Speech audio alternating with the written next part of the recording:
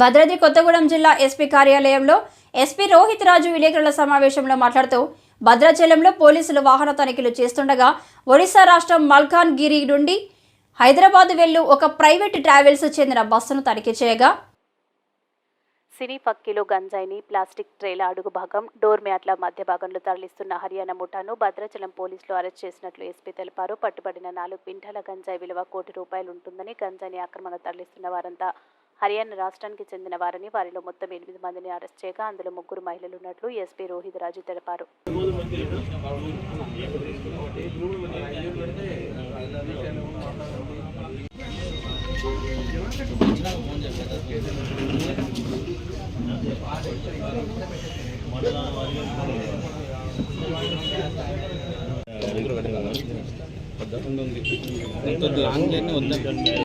పైన just cloth కప్పి మనకు డోర్ మ్యాట్స్ లాగానే కనపడుతుంది.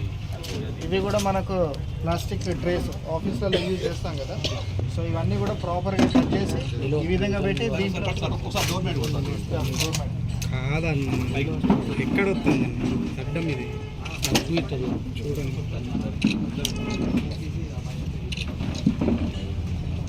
సో ఈ విధంగా దీంట్లో పెట్టి మనకు అంటే నార్మల్గా చూసినా కూడా ఇవన్నీ కూడా ట్రేస్లా ఏదో ఈ బాటిల్స్ పెట్టి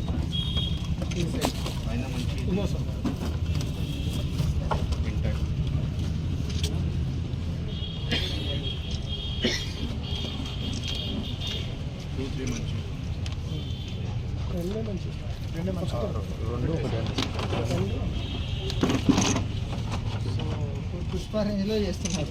పుష్పాన్ని మించిపోయింది సార్, ఇది పుష్పాల్లో వేరే సీన్.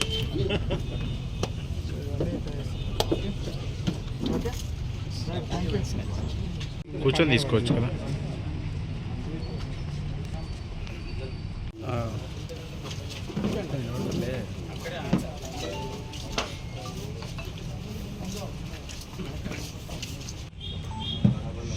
అందరికీ నమస్కారం.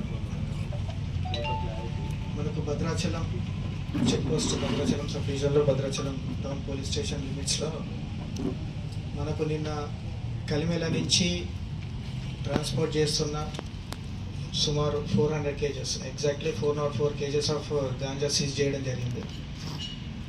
ఇది మనం నార్మల్ వెహికల్ చెకింగ్లో ఏదైతే inter state border check post ఉందో రెగ్యులర్గా వెహికల్ చెకింగ్ చేస్తుంటే ఒక ట్రాన్స్పోర్ట్ ప్రైవేట్ ట్రావెల్స్ కలిమెల నుంచి స్టార్ట్ అయ్యి మల్కాన్గిరి డిస్ట్రిక్ట్ నుంచి స్టార్ట్ అయ్యి హైదరాబాద్కి వెళ్ళే బస్సులో తనిఖీ చేయగా దాంట్లో 404 kgs ఆఫ్ గాంజా, అవి కూడా వాళ్ళందరూ కూడా ఈ ప్లాస్టిక్ ట్రేస్లలో అదేవిధంగా డోర్ మ్యాట్స్ ఏదైతే ఉంటాయో వాటిలో హైడ్ చేసి బస్సు పైన నార్మల్ ట్రావెలర్స్ లాగా ట్రావెల్ చేస్తున్నారు.